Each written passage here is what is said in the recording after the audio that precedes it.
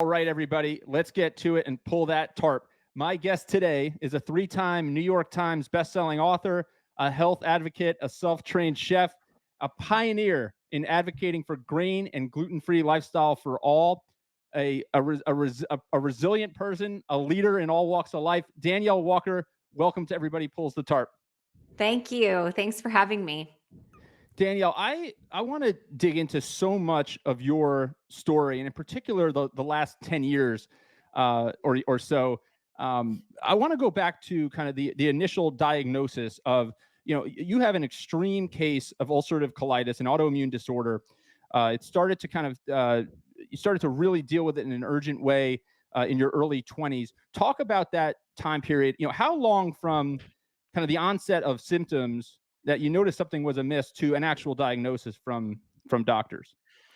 Yeah, gosh, yes. So I was diagnosed 14 years ago, and from onset of symptoms to getting a diagnosis, it was probably about 6 to 8 months or so.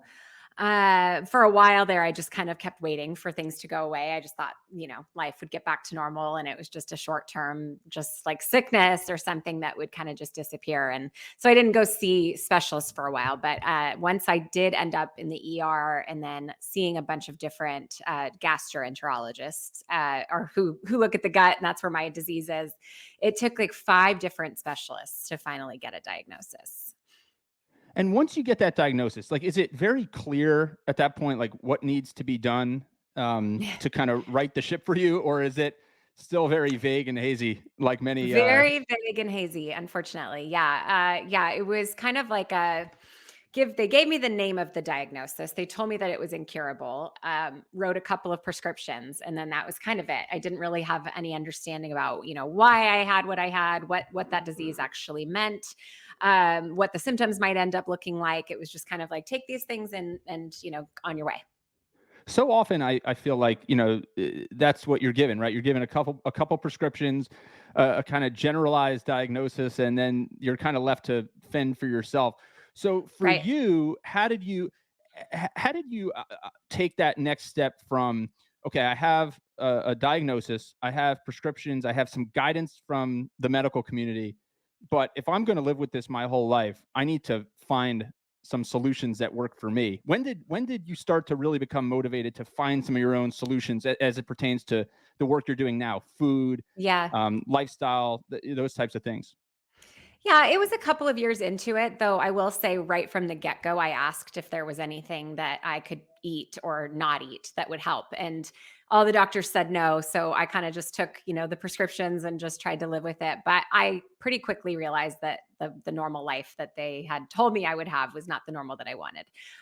So a couple of years into it was when I really started digging in and trying to find alternative measures because the medications were causing so many side effects and still weren't controlling the disease like they were supposed to. And so I started just kind of doing my own research. And what did that lead you to? Were Yeah. there like different paths to kind of keep going down, or was there like one clear path that you and it said, I'm going to focus on my diet? Yeah, I mean, there were lots of different paths there. People try all sorts of things when you have an autoimmune disease, and there's a lot of different, like natural measures out there, a lot of different medications, different things that people were doing, and I tried so many of those. I wrote kind of about all of the different avenues and things that we tried in this new book, Food Saved Me, and then I ultimately found that food could really help. And even when I found that food could help, there were still so many different kind of prescriptions out there from people about what they ate. Right? It was like somebody found symptoms relief from going vegan, and then some found symptoms relief from going gluten free, and some found it from kind of eating like a paleo style diet. And so for me, it was realizing that food could have a huge impact, but then I had to really go on a journey of figuring out what worked for my body. So you start to figure out what's working for you, and then you essentially start a blog, and you decide to Yeah. share your journey with others. How did that come to pass? Yeah, well, so my husband is in the tech industry, and I honestly don't think I knew what a blog was at the time. This was in 2008 or so, 2009. And so this was like when blogs were, kind of still getting their start in a sense. I maybe had stumbled on one or two, but he was like, you should just set up a blog. And I was a writer, kind of through high school and a little bit in college, and I enjoyed it. And so I was like, all right, well, it can't hurt for me just to kind of lay my journey out there online, really for like my grandma, my mom, and my sister was the goal. It was like, the people that were in my life that were asking how I was doing and what recipes, I was trying. And I was like, all right, well, I'll just catalog this. And didn't realize that it ever had the potential to actually become like a public space for other people to come and find recipes and find inspiration and solidarity. So how like so take me like kind of behind the scenes a little bit. So essentially you're like tinkering with you're a self-trained chef. You kind of Right. tested hundreds if not thousands of different recipes, and you're always tinkering, and then you're posting these pictures to the blog, you're sharing with the community kind of what you're doing.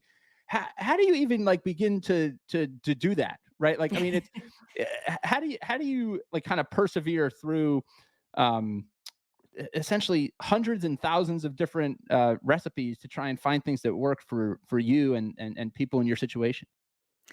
Yeah, it was a steep learning curve, but I was very driven because I was still, I mean, at that point, maybe 25, and just the foods that I had tried, from recipes that I did find out there, which were very few and far between, just did not feel sustainable to me. And I had at that point, seen a pretty significant improvement in my autoimmune disease symptoms after changing my diet. But I knew that if I was just eating like bland food with weird textures forever, that I wouldn't stick with it.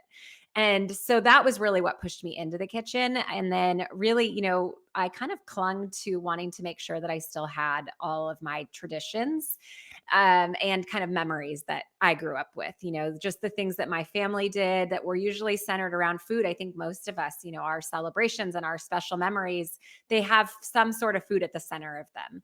And so that was kind of the next thing, just like wanting to be a mom at some point and wanting to be able to enjoy things with my kids. And so that's what kept me going. And I just got in there and took, a lot of my kind of old family recipes and just started swapping ingredients out and had a lot of flops at the beginning, but then started to get the hang of it. A lot of flops, but I also think it's like important to like look at like the backdrop of like the timeline of like where you are like doing this, right? I mean, right Yeah, now for many like gluten free and a lot of these different dietary kind of considerations are commonplace and in vogue, right. for lack of a better term. When you were doing this, I would imagine it was a little bit of a new frontier. Oh, 100%. Yeah, there were probably one or two blogs out there at the time, not very many cookbooks. And the ones that there were out there were, poorly written and not very great photos, which I think, when you're looking through a cookbook, you very much eat with your eyes. And yeah, I mean, even going out to a restaurant at that time when I first changed, the way I ate was like if you asked if something was gluten free, you'd be looked at like you had five heads. And, you'd get answers of kind of like, I think it's gluten free, but I'm not sure. People weren't really taking it seriously at the time, and recipes and foods that you could find in the grocery store were very limited. And that's why I actually titled my blog "Against All Grain" because I cut out grains, but I also felt like I was going very much against the grain at the time, like just swimming upstream in like the most difficult current because it was very different at the time. How do you stay focused on like an end goal and stay positive when you feel like you're swimming against that proverbial grain? Yeah, I mean, I think a couple things. One, for my own self, it was a necessity to help keep me